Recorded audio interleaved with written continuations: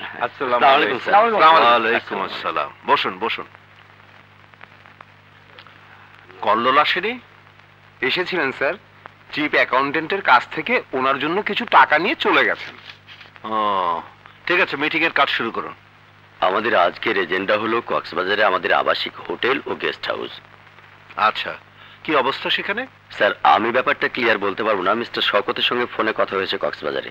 Sir, Cox's Bazar থেকে আমাদের manager সাহেব আমাকে জানালেন আমাদের হোটেল এবং গেস্ট হাউসে কোনো কাস্টমারই আসছে না। কেন?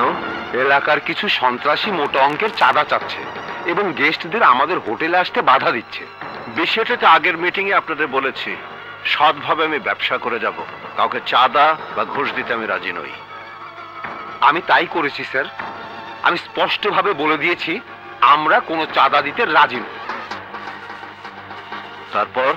স্যার, ওরা এখন হোটেলের চারপাশে অবস্থান নিয়েছে এবং কোনো টুরিস্ট এলেই বাধা দিচ্ছে।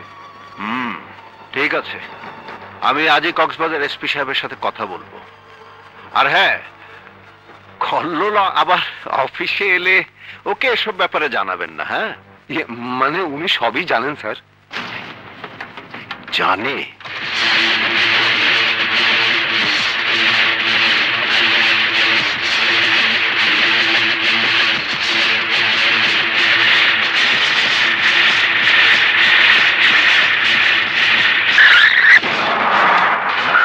আসসালামু আলাইকুম। ওয়ালাইকুম সালাম। কি ম্যানেজার সাহেব, ওরা কই? যারা আমাদের কক্সবাজারের হোটেল আর গেস্ট হাউসে গেস্ট আসতে দেয় না, তারা নাকি চাঁদা চায়। দেখুন তাদের, আমি তাদের চাঁদা দিতে এসেছি। দেখুন তাদের, কই সেই সোনার ছেলেরা? আজকে আমি ওদের রূপা বানিয়ে ছেড়ে দেবো।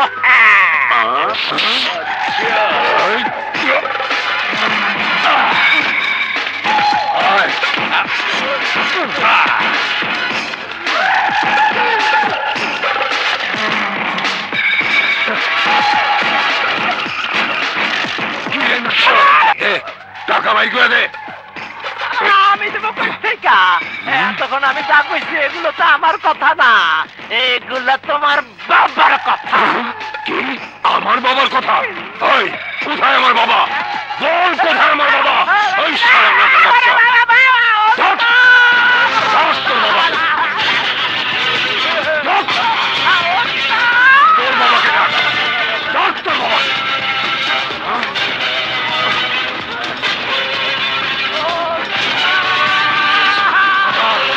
কত বলিস তো?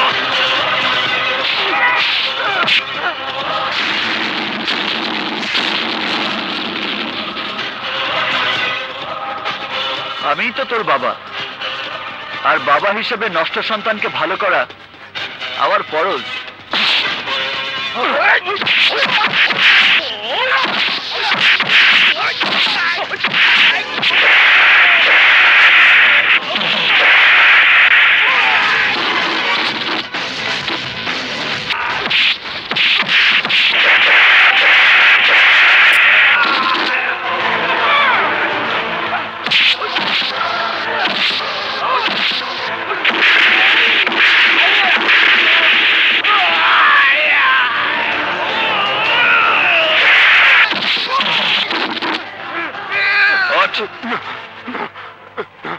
এখন বল, চাঁদা লাগবে?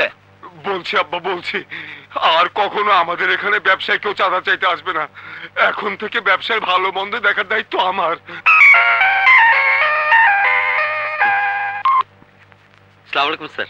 হ্যালো ম্যানেজার সাহেব, কল্লোল কোথায়?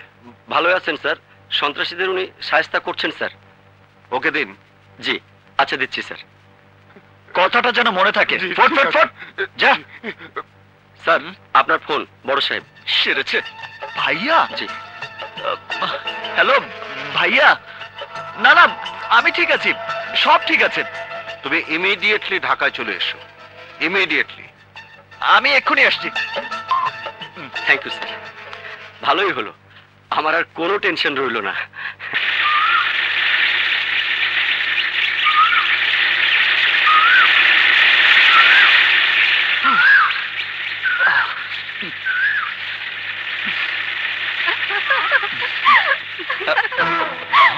আরে বাপরে, এদিকে এক ঝাঁক পড়ি।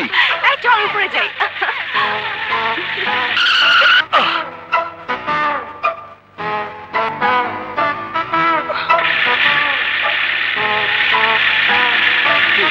পিছে এলো কেন? তাড়াতাড়ি চল। আচ্ছা,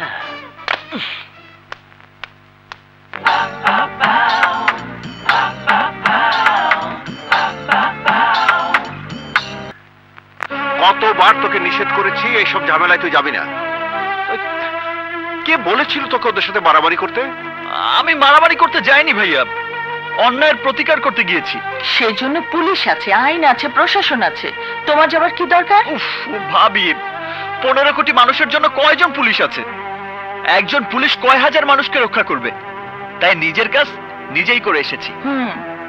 আরে বাবা, নিজের কাজ নিজে করা এতই যখন শখ, তখন অফিসে বস, নিজের ব্যবসা দেখাশোনা কর। যেখানে তোমার মতো ভাইয়া আছে সেখানে আমি গিয়ে কি করব? এই, তাহলে তুমি মারামারি করতে গিয়েছো কেন? আমি আমার ভাইয়াকে খুব ভালো করেই চিনি ভাবি। কোনো অন্যায় সে করবে না, সৎভাবে ব্যবসা করবে, আইনের পথে চলবে, ঘুষ দেবে না, কারো কাছে মাথা নত করবে না।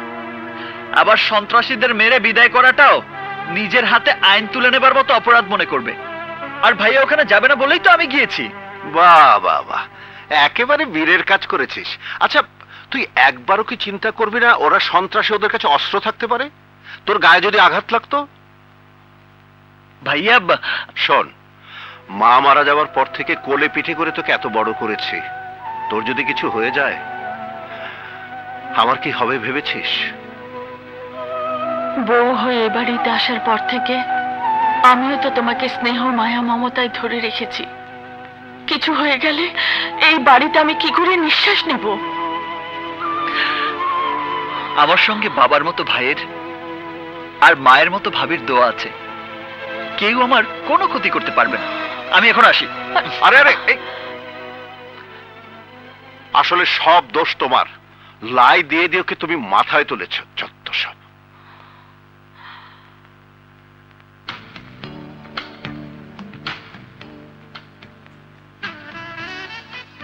কি হয়েছে কল্লোল? সবাইকে ছেড়ে চুপচাপ আলাদা টেবিলে বসে আছিস, ব্যাপারটা কি? অন্য কিছু ভালো লাগছে না। এই যে এত বিয়ার খাচ্ছি, নেশাও হচ্ছে না। নিশ্চয়ই শালারা ডেট এক্সপায়ার্ড বিয়ার দিয়ে দিয়েছে। দাঁড়া, দেখাচ্ছি মজা। এই আহা, বিয়ারের কেসে ভেজাল নেই বন্ধু, ভেজাল হয়েছে আমার মনে। মানে? এমন একজনকে দেখেছি, তাকে বারবার দেখতে ইচ্ছে করছে, তাকে দেখার নেশায় ধরেছে। অন্য কোনো নেশা জমছে না। কে সে? আমি তার ঠিকানা রাখিনি।